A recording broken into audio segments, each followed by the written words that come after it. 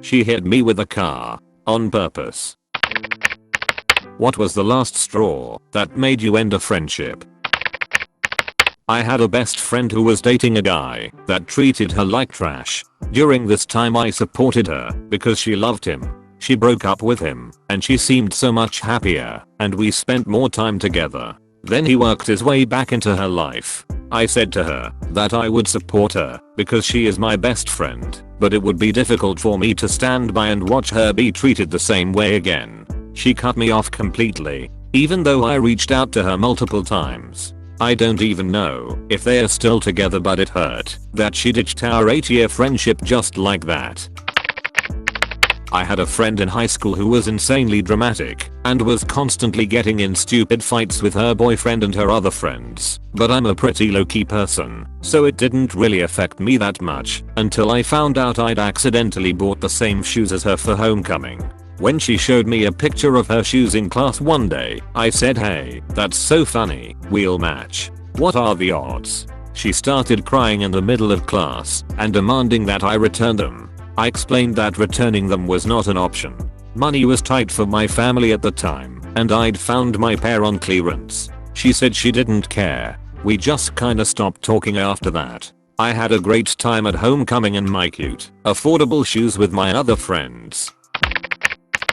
This woman was going through my male friends like a hot knife through butter. Okay, fine, screw who you want. But then she started a relationship with one of them that I had known for years, longer than I had known her. My god, it was embarrassing. They were joined at the damned hip, and these are people in their 30s, mind, not teens. So anyway, I asked if she could leave him at home one night and we could go out dancing like we used to. She agreed. I went to pick her up and he got in the car with her, plus 2 more men I also knew. We got to the club. I got left with these 2 blokes, one who had just got divorced and the other had been dumped. So yeah, they were not over it. She was stuck to his face all night. I got bored and left. She rang the next day ranting and raving at me for bailing. I defended myself. She accused me of jealousy, which was stupid. If I had wanted to sleep with any of these blokes, I could have done it years ago. Then she brought up things I had said to her in confidence, mocking me.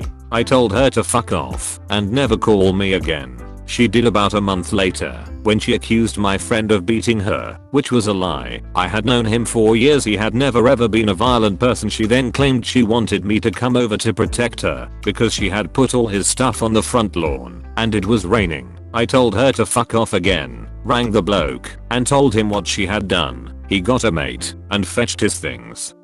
He was bloody angry, but never threatened violence. She was a psycho bitch. Woo. Okay, haven't talked about this to anyone except my wife. I had a friend from work that I really got along with. He had a 2-year-old daughter with his wife. They were the kind of people who would give you the shirt off their back if you needed it, even though they themselves were not well off financially. One night, the last night, I was hanging out with them at their place. He and his wife were not having a good night and had been yelling at each other. This was not a common occurrence that I was aware of. Their daughter was not falling asleep and was crying and screaming in her bedroom. My work friend went in a couple times to try and calm her down, but it just kept going. He started yelling through the wall and her door, "Name, go to sleep." He was getting pretty agitated. He went into the room and yelled at her to shut up. I think he forgot there was a baby monitor as I could hear everything. Although the walls were thin enough, I cold heard regardless. After he yelled shut up, she cried even louder, and that was when I heard the squeak. That sound when someone's airway is clamped shut. Her cry was cut off mid-scream and there was a loud slam, like he had slammed her against the wall or crib cage. It was quiet for almost a minute. He didn't come back out. I picked up my stuff and left. I barely talked to him afterwards. He got a different job and left a couple weeks later. That was almost 5 years ago. I have no idea what has happened to him and his family. I completely dropped them from my life. It is still very difficult for me to remember that night. I have gotten married and had a daughter of my own since then. No matter how difficult things may get in parenthood, I always remember that night and will never be like him. She hung up on me. after trying to rope me into an awkward and potentially dangerous situation involving a guy. She seemed like a good friend. She was even more silly and fun than I was. But she was also extremely rebellious. She kept getting new boyfriends every few months and always confided in me saying, "Don't tell your parents." We were in high school at the time. It took me a long time to stop missing the good side of her though. She couldn't accept I had a boyfriend. We had been friends only for a couple of years, but we became very close very quickly. She was intense. She phoned me every day and would text me between 20 and 100 times daily. It always made me uncomfortable, but I wanted to support her as she was closeted in a very religious family and as a result quite depressed. Things seemed fine, if not a little too much. But when I got a boyfriend she went crazy. She ramped up the texting and phone calls x10. If I texted her I was busy or tried to get off the phone she would either cry or begin berating me. She wanted to know everything about my relationship, what we talked about, the sex, where we went, everything. I could spend 2 hours with her on the phone, only to be abused a couple of hours later because I had gone to the cinema with my boyfriend and apparently that was our thing. I'd have plans with him, like a date, and she would make sure we couldn't have 5 minutes to ourselves because she would be calling and texting. If I didn't answer her she would threaten suicide. And then I started getting the anonymously sent drawings in the post. Always of 2 girls doing various things like having a picnic, or sailing, or just hugging or holding hands. The girls didn't have faces. I didn't know how to bring it up with her, but one day I just asked her, and she admitted to it. She told me she didn't draw the faces in because she wanted us to look the same. I'd been dancing around ending the friendship for a while out of fear for her safety, but something about that made me fear for my safety and I realized it was far past the point I should have called it a day. We were supposed to meet the day after I went to concert. I came home and was getting in my room in darkness and stepped on an enamel pin. It was really painful, but I went to sleep in hopes that I'll be able to still go tomorrow. BC we needed to exchange Christmas gifts. Oh boy was I positive. I couldn't even think about standing up in the morning. I texted that I'm not coming. They were like, okay, be careful next time. What would a good friend say next? Maybe okay we can meet when your foot gets better. What she said? I gave your present to other girl. We split your favorite candy between us and ate it. No apologies. Just after I asked, did you guys meet without me? Nothing came after. They just both laughed. That other girl apologized after I got mad though. Never talked to this 2 girls again. They were shitty friends all along. Just needed a final push to leave them I think. Other girl was okay I guess.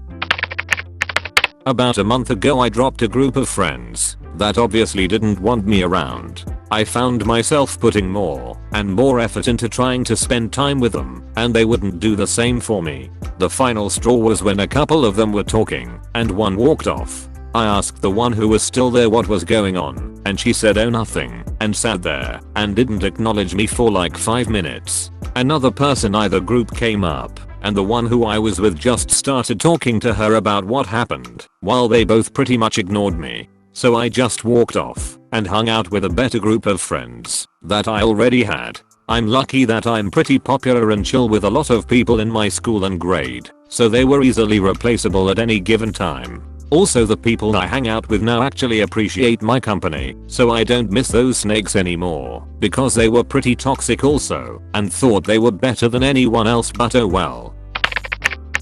When she ghosted me for the 3rd time, I talked to her about it before, and I asked her multiple times if I had done or said something wrong so that I could atone or apologize. She insisted I was being silly and that there was nothing wrong. I guess either she had a problem being honest or she genuinely didn't care about me enough to notice she was being rude. In any case, by the 3rd time she started ignoring me. I took the hint and I ended all contact. Surprise, she never reached out to me. I made the best decision.